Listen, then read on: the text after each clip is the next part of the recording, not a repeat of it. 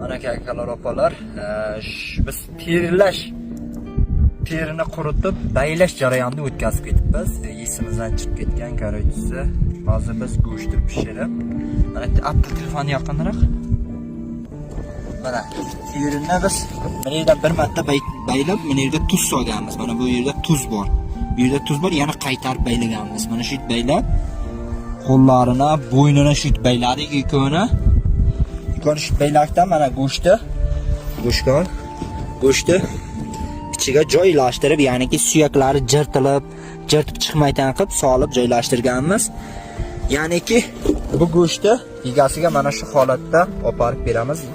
Hozir o'zini ham baylaymiz. Mana o'zini ham mana shunaqa holatda baylanib, mana shu holatda egasiga yetib boradi.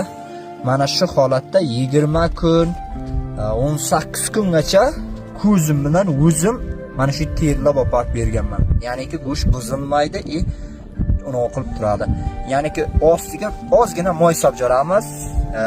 Mana biz baylagan joylarga moy to'lib, ya'niki vozdix kirmasligi uchun ustini ham baylab qo'yamiz.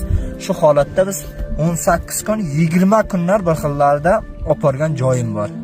Go'sht buzilmaydi, egasiga sog'-salomat yetib boradi. Biz qo'ldan kelgancha harakat qildik. Masalan, pulga olgan chagananing qo'yni mana shu yerda olib borib beramiz.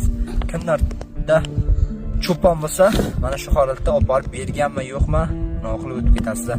Uzr, biz terini baylash jarayonida o'tkazib ketdik. Qo'ldan kelgancha maksimalni harakat qilib oldik. Biz ham xayoldan chiqib ketadi endi baribir. Lekin go'shtni mana shu holatda solib olib borib beramiz. Qo'llab-quvvatlashni davom etingizlar, obuna bo'lib ketingizlar. Biz yana cho'ponlar hayotidan kadr chiqarishga harakat qilaveramiz. Obuna bo'lsalar, biz shuncha motivatsiya olib, shuncha ko'proq video qilaveramiz. Obuna bo'lib ketingizlar, like'lardan bosib ketingizlar. Bosamiz.